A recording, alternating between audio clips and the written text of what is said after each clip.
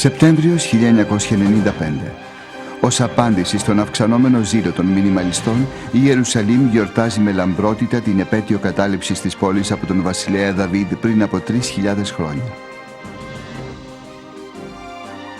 I always told my friends that King David was like George Washington and Thomas Jefferson and all the other founding fathers rolled up into one. He's not just the religious leader who is described in the Bible as the king of all kings, the man who loved God more than anyone. He's also a founding father of the first Israelite state. And so when you're an Israeli living in the modern incarnation, the next Israeli state, well, you can't help but be thrilled and excited by King David. Για τους σημερινούς Ισραηλινούς, ο βασιλιάς Δαβίδ αποτελεί την πιο αγαπητή βιβλική μορφή. Το όνομά του αναφέρεται στην Παλαιά και Καινή Διαθήκη πάνω από 1000 φορές. Ως παιδί συντρίβει τον γίγαντα Γολιάθ και κερδίζει τη φήμη του μεγάλου πολεμιστή. Ανεβαίνοντας στο θρόνο το 1000 περίπου π.Χ., αυτός ο πολεμιστής βασιλιάς καταλαμβάνει την πόλη των Ιεβουσαίων Ιερουσαλήμ και την κάνει κέντρο του μεγάλου βασιλείου που ενώνει τον εβραϊκό λαό. Είναι ένας ήρωας με ελαττώματα, ο οποίος αμάρτησε επανειλημμένα, αλλά επέστρεψε τελικά στο δρόμο του Θεού. The Lord swore to David a firm promise from which he will not withdraw. Your own offspring I will set upon your throne, if your sons keep my covenant and the decrees which I shall teach them. Their sons too forever shall sit upon your throne.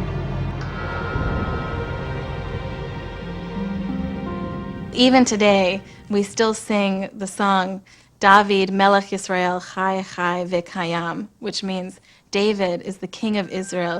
He lives and he endures. So just in those words, we can see how enduring his legacy is. Αλλά για τους μινιμαλιστές, ακόμη και αυτή η αιώνια πνευματική μορφή δεν είναι σεβαστή. We have no more reason to believe in the historicity of David at this very moment than we do in King Arthur, perhaps slightly less, because there is more archaeological evidence of Arthur, even if most of it is not very reliable. Για τους σύγχρονους Ισραηλινούς, η θεωρία ότι ο Δαβίδ δεν υπήρξε είναι η τελευταία σταγόνα που κάνει το ποτήρι να ξεχυλήσει. This was an incredibly powerful and emotional moment. You could really see the psyche of the country exploding. Average Israelis, most of whom like to brag that they're secular and don't really view the Bible as a religious book necessarily, but more as a history book, they were shocked. They were pained. People would stand and their voices breaking say, I can't believe it. Everything I learned in school, everything I learned in my books, everything I believe and was told my whole life, it's not true. Και πουθενά αυτή η θλίψη δεν ήταν τόσο μεγάλη όσο στην Ιερουσαλήμ, την πόλη που λένε ότι κατέλαβε ο Δαβίδ και την έκανε πρωτεύουσά του. Εάν ο Δαβίδ δεν υπήρξε, τι συνεπάγεται αυτό για την Ισραηλινή διεκδίκηση της αποκαλούμενης πόλης του Δαβίδ? When the Bible is attacked, for many secular Jewish Israelis, it really is an attack on the authenticity and the right to exist of their very state. It's a very personal attack. Let's assume for a minute we have no claim, so what? Are we going to disappear tomorrow? Are we going to say, well, we are very sorry. Indeed, there was no David, there was no Solomon. We are sorry, we came to the wrong country, we are going somewhere else. Okay? This is, of course, idiotic, but it is being used politically. Όταν ο βιβλικός μελετητής Ρόμπινσον φτάνει πρώτη φορά στην Ιερουσαλήμ το 1838, βρίσκει παντού στην πόλη αναφορές στο Δαβίδ. Σύντομα όμως συνειδητοποιεί ότι καμιά δεν χρονολογείται την εποχή που λένε ότι έζησε ο βασιλιάς. If you went to King David's tomb, you will find a tomb with Hebrew words and all that. But you haven't seen the whole thing. Because if you went outside this holy place, and then you'll find a minaret. This was a mosque. This was a mosque. Before 48, it has been a mosque. Between 48 and 67, it was a no man's land. After 67, it has been changed into a Jewish place, a Jewish holy place. I used to like to go to the King David's Museum in the Old City. And there was David's Citadel there, and there's David's Tower. And it was only later that I discovered that both of those items were built long after King David was there. Στα χρόνια που πέρασαν, πολλοί μεγάλοι αρχαιολόγοι αναζήτησαν τέχνη του Δαβίδ στην Ιερουσαλήμ, αλλά χωρίς αποτέλεσμα. One of the great excavators of the city of David, the oldest part of Jerusalem, was Kathleen Kenyon, a British archaeologist. And the last time she finished her excavation, she said, anybody that thinks that they can find something more in this pile of rocks, good luck to them. I don't believe that it is possible to find any remains from that period.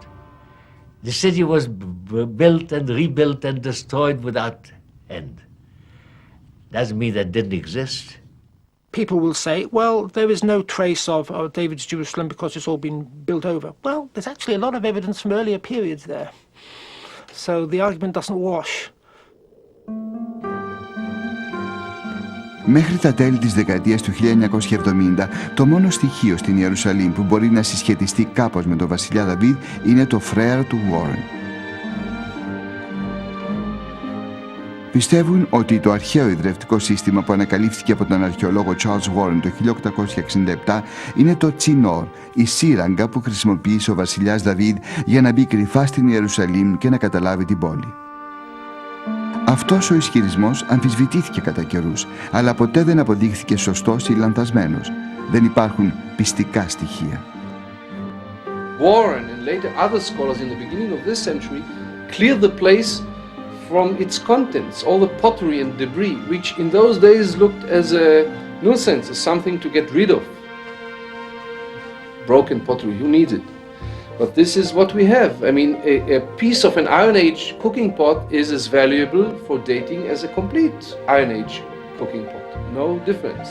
But this is missing. You see, the place is clean. Nothing here. So how would we tell? We cannot. Τη δεκαετία του 1980, αρκετοί ορειβάτες κατέβηκαν στο φρέαρο του Γουόρεν σε μια ακόμη προσπάθεια να ελέγξουν τη θεωρία. Ένα κατόρθωμα που αργότερα επανέλαβαν ο αρχαιολόγος Ρόνι Ράιχ και ο εκδότης περιοδικού Herschel Shanks. They had a rope ladder, and the three of us climbed down. And it was really obvious once we entered the shaft and got to the bottom that it had never been used to draw water. You had this beautiful tunnel leading to it, but the shaft itself was very rough and it was hard to get a bucket down into it. Αλλά εάν δεν χρησιμοποιεί για άντληση νερού, τότε τι ήταν το φρέαρο του Γουόρεν? A geologist who made a detailed survey of this shaft came to the conclusion that it is a natural geological element. This is dissolved limestone by water. And actually nothing is man-made over here. Ο Σάνξ και ο Ράιχ συμπέραναν ακόμη ότι θα ήταν σχεδόν αδύνατο για κάποιον να αναρριχηθεί στο απότομο τείχομα του φρέατος του Γουόρεν χωρίς τη βοήθεια σύγχρονου εξοπλισμού αναρρίχησης. During the assault of David on Jerusalem, if he used any underground tunnel or water system to enter the town, it could not have been through this place, through this shaft. Αλλά ακόμη και αν απορρίπτεται μια δημοφιλής θεωρία για την εισβολή του Δαβίδ, ο Ρόνι Ράιχ προτείνει μια άλλη στη θέση της. Δουλεύοντας κάτω από ένα νέο κέντρο επισκεπτών το 1995, ανακαλύπτει αναπάντεχα μια μυστική στοά που οδηγεί κάτω από την πόλη σε μια δεξαμενή νερού, προστατευμένη από τα υπολείμματα ενός συμπαγούς τείχους και πύργων. There at the bottom is the channel which feeds this pool with water, which originates at the spring, which is down there, and there's a feeder tunnel from the main tunnel which feeds this pool on the bottom. Παρακάπτοντας τελείως το φρέαρο του Γουόρεν, αυτή η νέα σύραγγα θα εξασφάλιζε στους πολίτες της αρχαίας Ιερουσαλήμ ασφαλή και εύκολη πρόσβαση στο πολύτιμο απόθεμα νερού τους. On these towers were garrisoned soldiers who protected the water, the pool, the entrance, the lower entrance into the underground system. In the case that the city was besieged, people could reach down to the water by the means of this underground tunnel, drew the water in that pool, and were not hindered by anybody coming from the outside. They had their water supply protected as good as possible. Ανάμεσα στα ερείπια, ο Ράιχ ανακαλύπτει πολλά τεμάχια αγγείων που του επέτρεψαν να χρονολογήσει το χώρο μεταξύ 2000 και 1550 π.Χ., αιώνες δηλαδή πριν βασιλέψει ο βασιλιάς Δαβίδ. Αυτή η προγενέστερη χρονολόγηση έχει φοβερές συνέπειες. It is possible for those who wish to see here the conquest of David as illustrated in the Bible through this water system. It is possible through our findings. There still remains the probability, really, that Joab, David's general, got into Jerusalem through the sin or through the water shaft. But it's a much easier task than we thought, and not involving Gουόρεν shaft. Για τους υποστηρικτές της βίβλου, αυτό αντιπροσωπεύει μια νίκη στον αγώνα τους για την απόδειξη της ύπαρξης του Δαβίδ και για τους Ισραηλινούς ένα στοιχείο για να στηρίξουν τις διεκδικήσεις τους επί της Ιερουσαλήμ, της πόλης του Δαβίδ. They're desperate to find some proof that David existed. Because if David goes, then a lot of things go with David.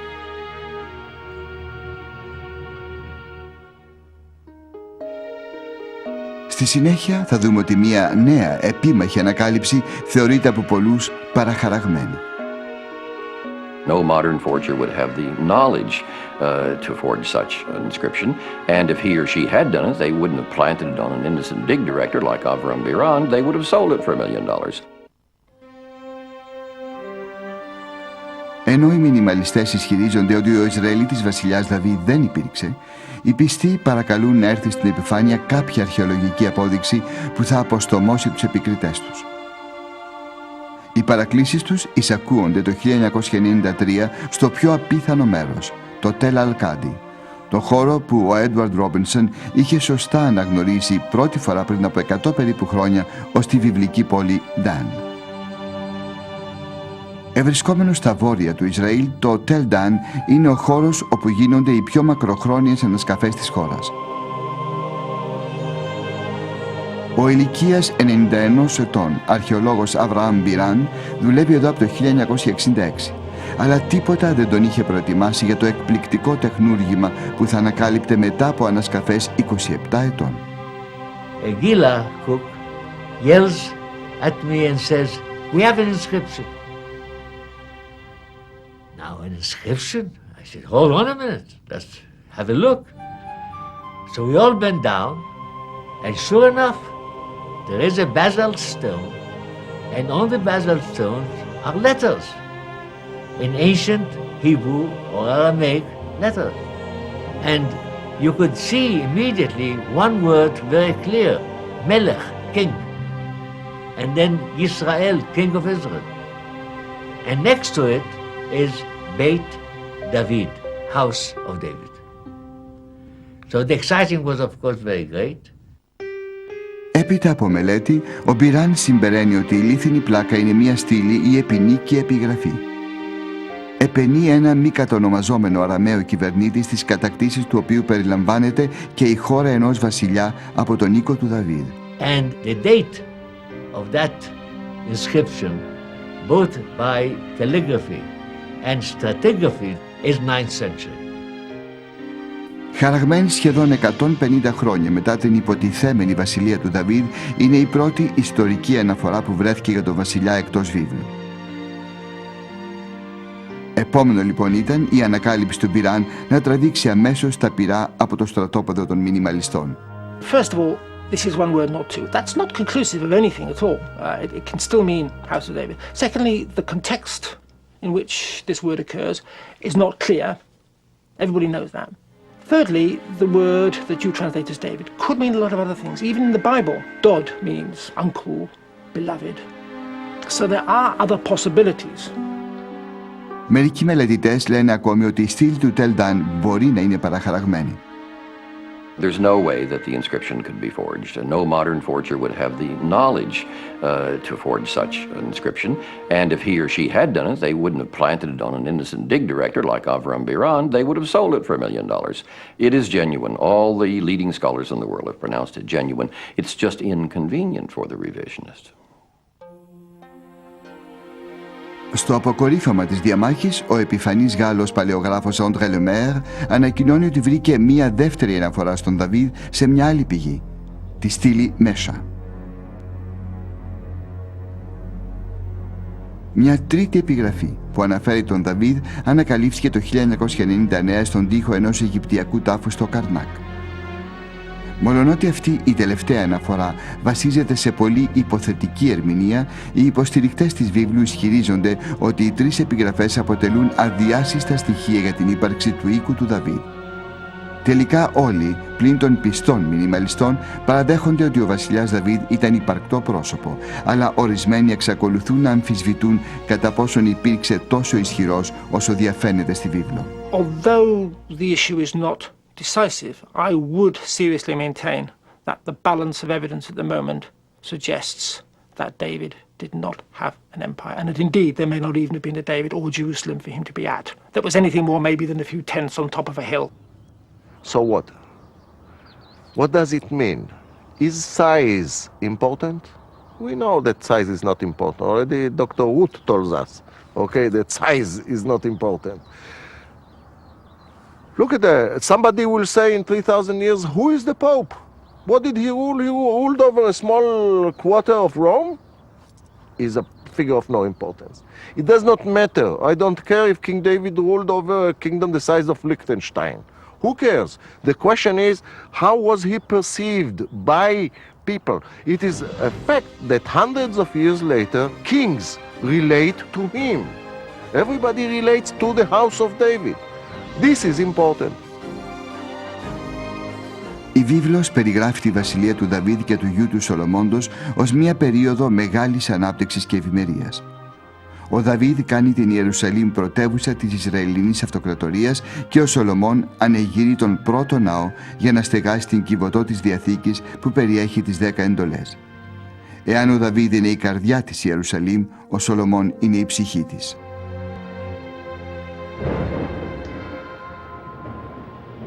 After Solomon finished building the temple of the Lord said to him, I have heard the prayer of petition which you offered in my presence.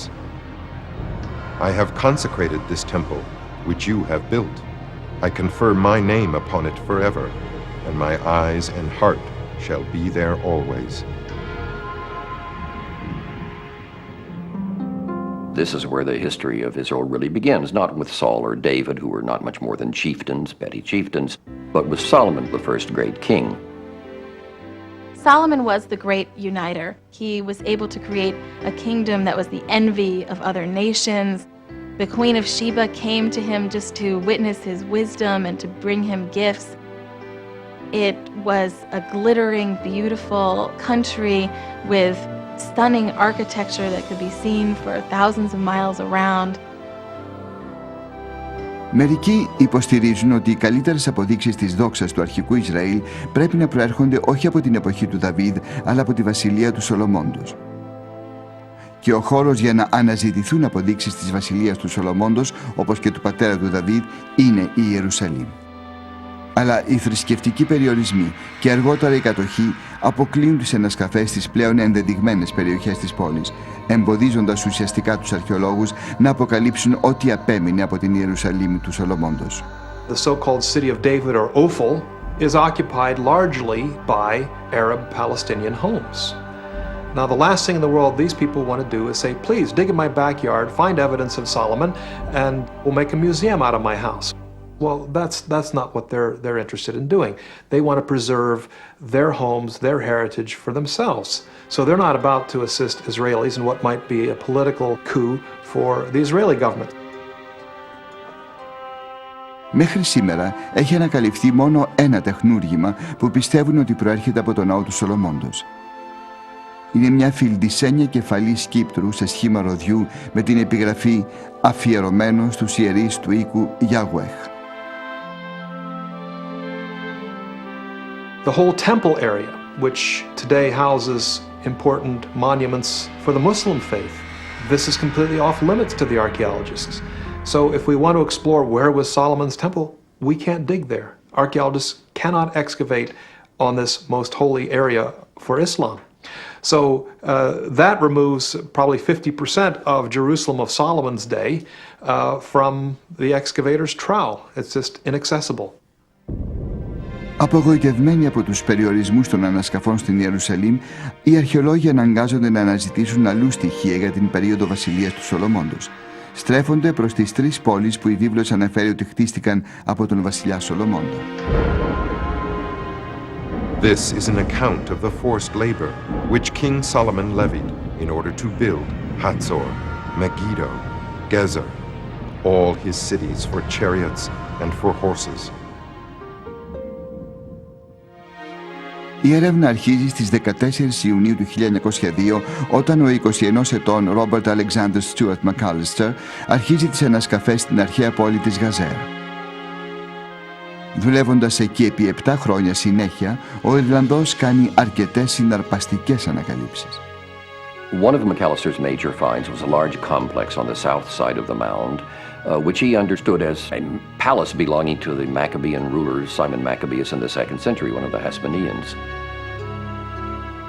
Αλλά παρόλα τα εντυπωσιακά οικοδομήματα που ανακαλύπτει στη Γαζέρ, ο Μακάλιστερ δεν βρίσκει τίποτα που να αποδίδεται άμεσα στον Σολομώντα. Με την απογοήτευση της Γαζέρ να πλανάται ακόμη βαριά στον αέρα, οι αρχαιολόγοι μεταθέτουν τις ελπίδες τους στη δεύτερη πόλη του Σολομώντος, τη Μαγεδό. Megiddo was the cradle of the archaeology of this country.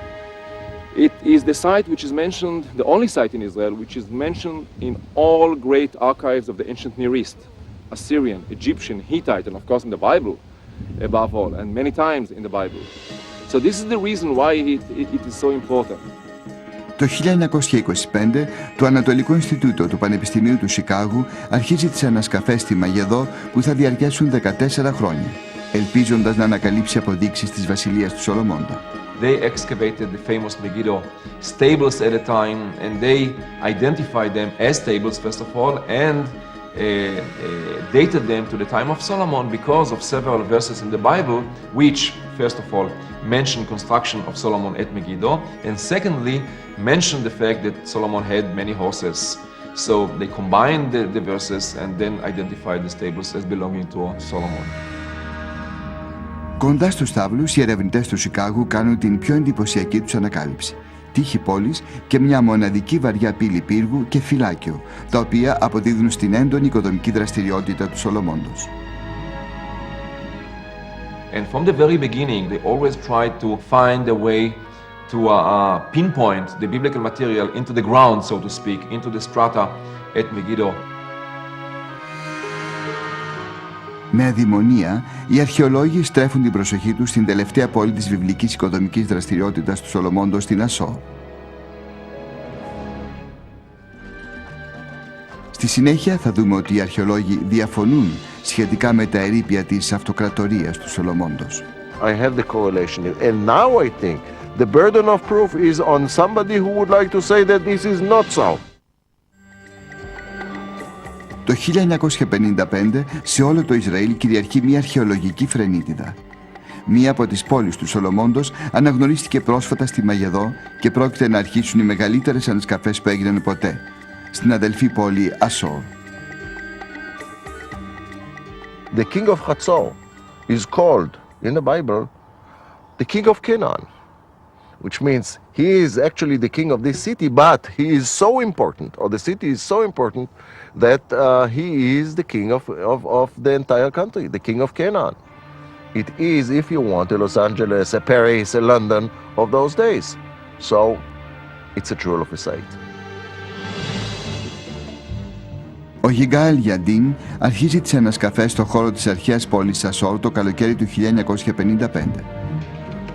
Ελπίζοντας να βρει ερείπια από την περίοδο της βασιλείας του Σολομώντος, ο Γιαντίν ενθουσιάζεται όταν φέρνει στο φως ένα τείχος πόλης παρόμοιο με αυτό που ανακαλύφθηκε στη Μαγεδό. Όταν οι σκαφείς φτάνουν στο τέλος του τείχους, ο Γιαντίν οροθετεί με βεβαιότητα ένα χώρο βασιζόμενο στην ανακάλυψη της πύλης στη Μαγεδό και ζητά να σκάψουν εκεί. Προς μεγάλη τους έκπληξη, καθώς κάβουν, εμφανίζεται η πύλη εκεί ακριβώς που τους υπέδειξε ο Γιαντίν. He knew the shape of the gate of Megiddo, and he was convinced that the gate here at Hatzor will look exactly like the one in Megiddo. So he more or less plotted it on the ground, and the workers were amazed, and were very religious people they were, that indeed it turned out more or less to be according to the one at Megiddo. Παρατηρώντας τη χαρακτηριστική τους αρχιτεκτονική, ο Γιαντίν ονόμασε τα δίδυμα οικοδομήματα στην Ασόρ και Μαγεδό πύλες των 6 θαλάμων. Τα άφθονα υπολείμματα εγγύων στην Ασόρ κάνουν το Γιαντίν να χρονολογήσει με βεβαιότητα την πύλη της Ασόρ τον 10ο αιώνα π.Χ., τη βιβλική περίοδο της βασιλείας του Σολομώντος.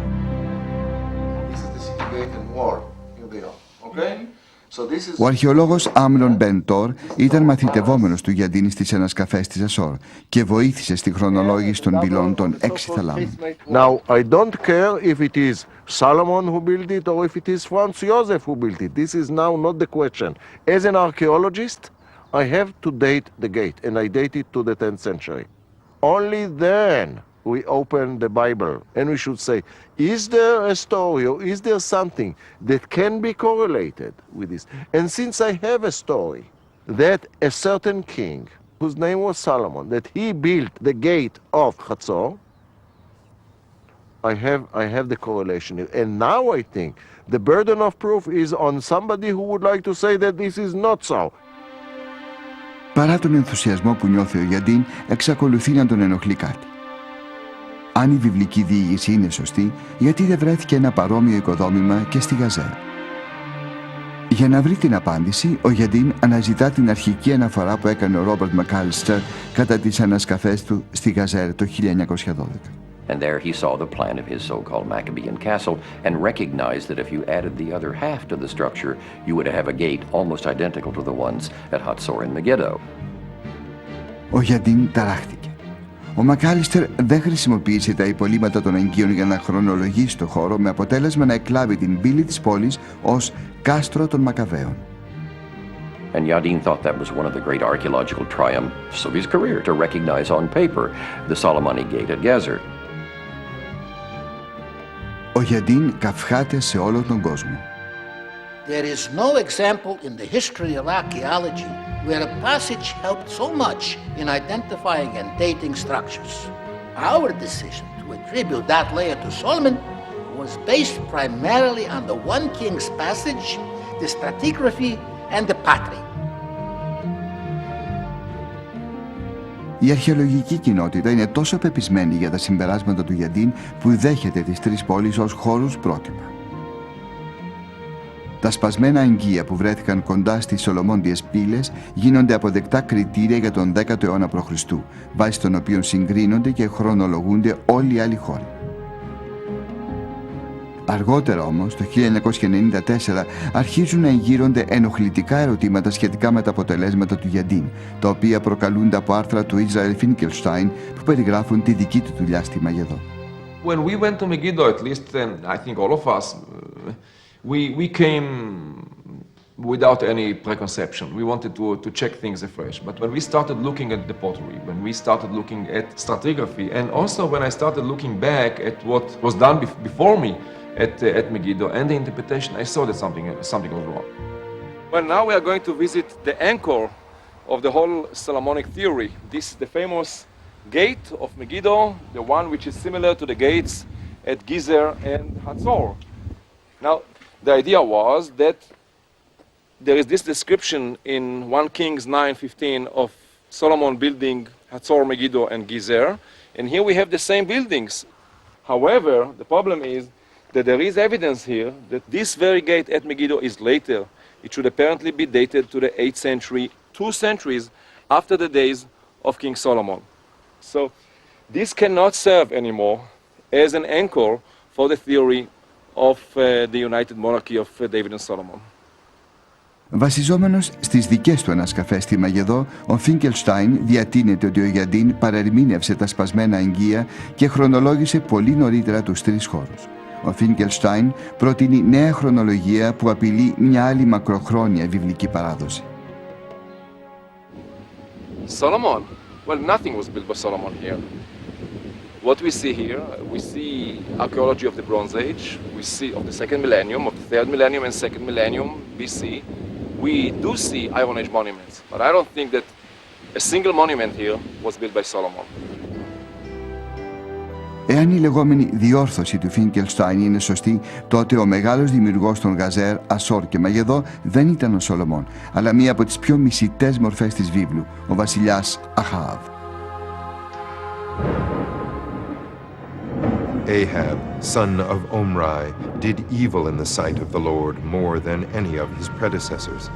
He even married Jezebel and went over to the veneration and worship of Baal. He did more to anger the Lord, the God of Israel, than any of the kings of Israel before him.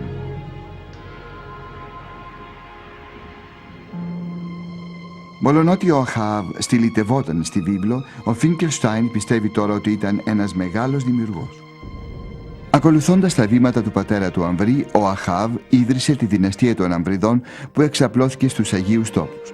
Γεγονός που, κατά τον Φίνκελστάιν, στηρίζεται στην αρχιτεκτονική της πόλης Μαγεδό. Now this beautiful Oshlar masonry, the blocks, they were dated, the building was dated to the time of Solomon by Yigal Yadin and others. The blocks, they have mason's marks on them. Here you see one of them, a very beautiful one, and another one over here. Now these mason's marks make it possible for us to redate the building. Why? Because there are only two buildings in this country with mason's marks like these. Not two strata, not two cities, two buildings.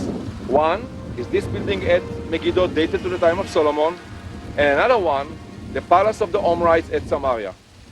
This is too much for a coincidence. Either you take the palace of the Omrites at Samaria and make it a Solomonic palace, or you take this palace and make it an Omrite palace. And the way I understand it, we better post-date this building to the 9th century, to the days of the Omrites. Ο Φίνκελστάιν υπενήσεται ακόμη ότι η λανθασμένη χρονολόγηση του Γιαντίν μπορεί να οφείλεται στο γεγονός ότι βασίστηκε στα βιβλικά κείμενα. Everything depends on one verse in the Bible, and that is 1 Kings 9:15. And Yadin had a theory of understanding this verse as referring to certain monuments in these three sites, and then he thought that he has a connection between the Bible on one hand and archaeology. But we cannot use this verse as, you know, the basis for the entire reconstruction of biblical history and archaeology. This is impossible. Ο αρχαιολόγος Άμνον Μπεντόρ, που διευθύνει τώρα τις ανασκαφές στην Ασόρ, σπέβδει να υπερασπιστεί το έργο του μέντορά του από τις επιθέσεις των ερεβιζιονιστών. It was dated not because of the Bible. It was dated through pottery. It was dated through stratigraphy. It was also later related to the Bible. You see, I have a gate of the 10th century, and it goes very well with the biblical text. He didn't say, I have a gate that goes with the biblical text, and therefore it is of the 10th century. You see the difference? Today, it's fashionable to make fun of Yadin as though he had been some sort of fundamentalist and he was reading the Bible in a literalistic way. I don't think. I think he simply knew these gates and he was struck by the resemblance to this description in the Bible. As an archaeologist, this gate, I'll stick my hand into the fire, it is of the 10th century. Solomon or not is not my problem, it's your problem. I don't know about Gezer, I don't know about Megiddo, I didn't excavate there. I can only check the results, and I think there too it is also of the 10th century, but this is still an open question, as far as I'm concerned. Για τους άλλους όμως η υπόθεση έχει σχεδόν κλείσει. Finkelstein follows a low chronology, bringing dates down anywhere from 50 to 100 years. But no other leading archaeologist has advocated the low chronology. He is alone in this. Now, it's possible that Finkelstein is right and all the other authorities are wrong, but it's not very likely. Most of us believe there is no real evidence for Finkelstein's low chronology, and we think that it will end up being overturned within 5 years, not least of all by new carbon-14 dates and also by a better understanding of the pottery. Στη συνέχεια θα δούμε ότι η αρχαιολογία εμπλέκεται στη μάχη για τον έλεγχο της Μέσης Ανατολής. by writing each other out of the biblical narrative, they write each other out of the modern narrative. Η δημιουργία του κράτους του Ισραήλ το 1948 στην Παλαιστίνη βασίστηκε στη βιβλική περιγραφή της γης της επαγγελίας των Ισραηλιτών. Είναι μια διεκδίκηση που οι πρώτοι Ισραηλινοί προσπάθησαν να υπερασπιστούν, αναζητώντας αποδείξεις με ανασκαφές. I think when the state was founded in 1948, archaeology was a way of establishing for the early Zionists at that time their roots in the land. It was very, very important for them to show that we were always here and that we had a glorious past. And even in the Bible it says so. And now from archaeology we can show you, we can prove to you, we can prove to the Arabs, we can prove to the entire world. We have been here before, we are no foreigners. We just left for a while, now we are back. Δυστυχώς για το Ισραήλ δεν αναγνωρίζουν όλοι στην περιοχή τα βιβλικά εδαφικά του δικαιώματα. Με την ίδρυση του εβραϊκού κράτους, πολλοί Παλαιστίνοι εκδιώχθηκαν από τα προγονικά τους σπίτια. Για αυτούς το Ισραήλ είναι αραβική γη και αγωνίζονται να την ξανακερδίσουν από τότε που δημιουργήθηκε το εβραϊκό κράτος. What happened in 1948? Palestinian villages, more than 500 villages, were destroyed or depopulated. People were kicked out of their lands. All the names of the Palestinian towns, which were Arabic names before 48, they have been systematically changed into Hebrew to give the impression that this is a Jewish country, Hebrew, whatever. Τη δεκαετία του 1990 ο αγώνας για τον έλεγχο των Αγίων Τόπων επεκτείνεται και σε ένα νέο πεδίο μάχης, στην αρχαιολογία. Όταν το 1993 η Αραβο-Ισραηλινή Ειρηνευτική Συμφωνία παραχωρεί τον έλεγχο της Δυτικής Όχθης και της Λωρίδας της Γάζας στους Παλαιστινίους, μία από τις πρώτες τους ενέργειες είναι να δημιουργήσουν αρχαιολογική υπηρεσία. I thought to myself, how strange. One of the first things you want to do when you get into power is to establish a department of archaeology. And yet it made sense because they wanted to immediately start telling a story, start digging, start figuring out their past. Edward Said said that the problem of the Palestinians that they don't have a story to tell, a story with a beginning and a middle and an end. So you have only the end. While others, other cultures, other nations, they have a story to tell. Αυτοανακηρυσσόμενοι γνήσιοι απόγονοι των Χαναναίων, μερικοί ριζοσπάστες Παλαιστίνοι αποφασίζουν να χρησιμοποιήσουν την αρχαιολογία για να νικήσουν τους Ισραηλίτες με τα ίδια τους τα όπλα. Many of the Palestinians told me that one of the things they admire about the Israelis is the way they were able to rally political support to their cause by expanding on, let's say, the biblical narrative and their prominence in it. The Palestinians said, well, it worked for the Israelis, maybe it can work for us.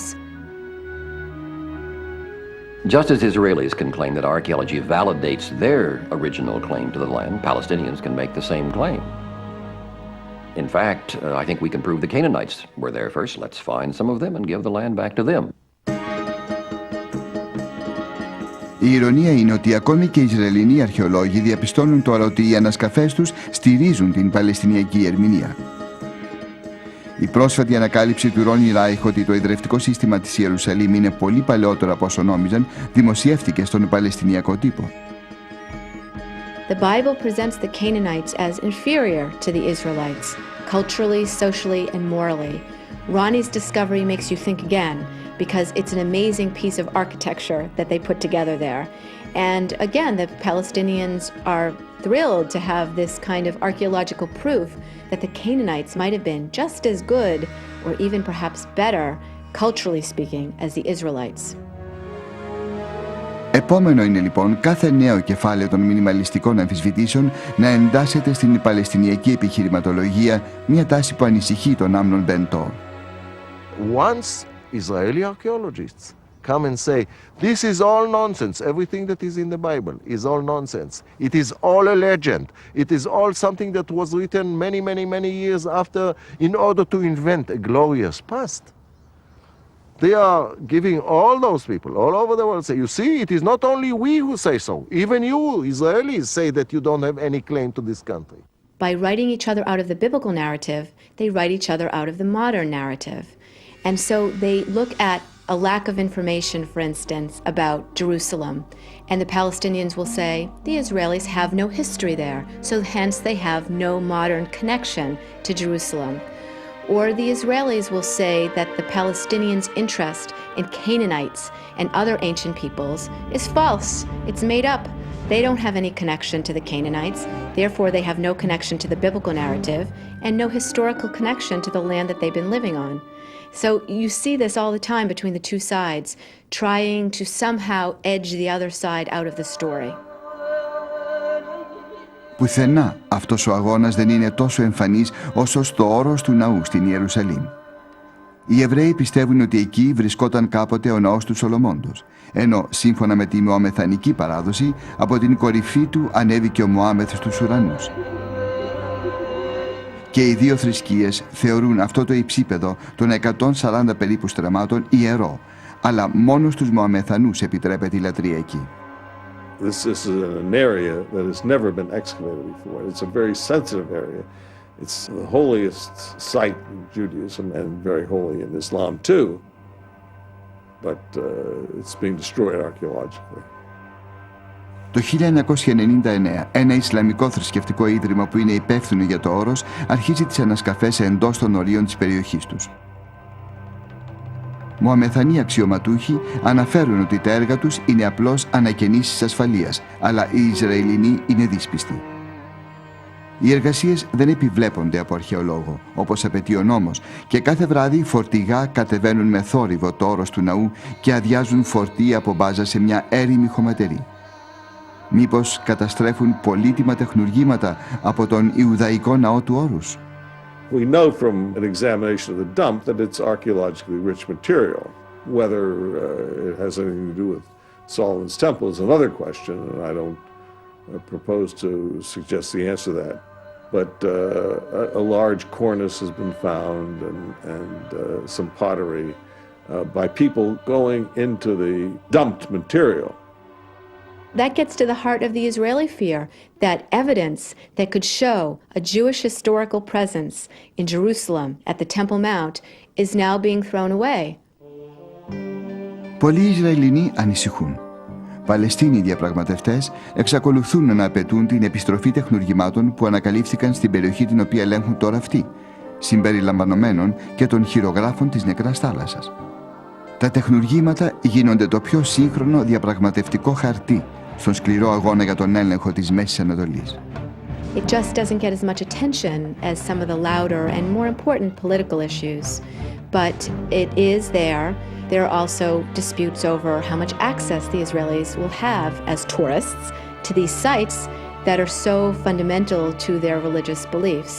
So the archaeology is not going to go away. It's always going to stay, I think, at the heart of some of the things that the Israelis and the Palestinians continue to argue over.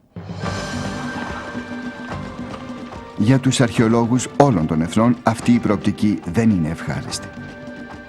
I've struggled for 30 years to keep Middle Eastern politics out of archaeology. Why? Because it's explosive. I mean, we were talking more or less all the time politics, but you see, this is not the purpose of archaeology. I want to tell you something.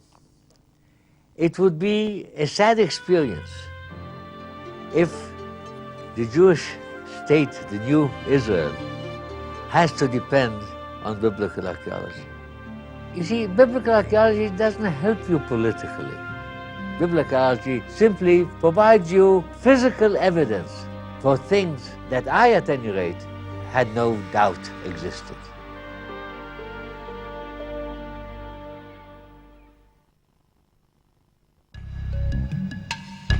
Μετάφραση Άσπα Σταύρου Σαμπατακάκη. Αφήγηση Αλέξης Κοστάλας. Τεχνική επιμέλεια Γιάννης Χούσος. Μίξη ήχου Βασίλης Βασιλάκης. Επιμέλεια μεταγλωτισμού. Τμήμα υποτιτλισμού, μεταγλωτισμού και ελέγχου διεύθυνσης προγράμματος ΕΡΤ.